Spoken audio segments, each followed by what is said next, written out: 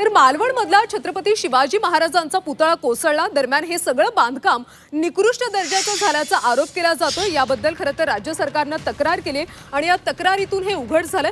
या तक्रारीमध्ये पुतळ्याचं काम निकृष्ट दर्जाचं झाल्याचा आरोप करण्यात आला।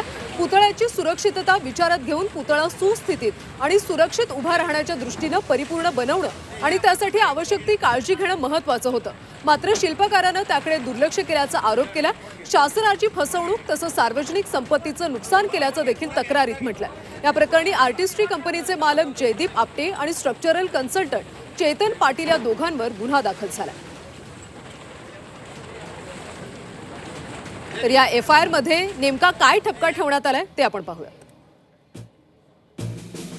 तर जयदीप आपटे चेतन पाटील यांनी निकृष्ट पुतळा उभारला।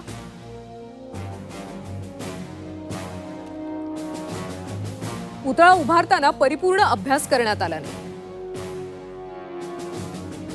पुतळा सुस्थितीत आणि सुरक्षित उभा राहण्यासाठी आवश्यक काळजी घेण्यात आली नाही। शासनाची फसवणूक तसंच सार्वजनिक संपत्तीचं नुकसान करण्यात आलं। चुकीच्या निकृष्ट पद्धतीने पुतळा उभारून जीवितहानीचा प्रयत्न झाला असं एफआयआर मध्ये म्हणण्यात आलं।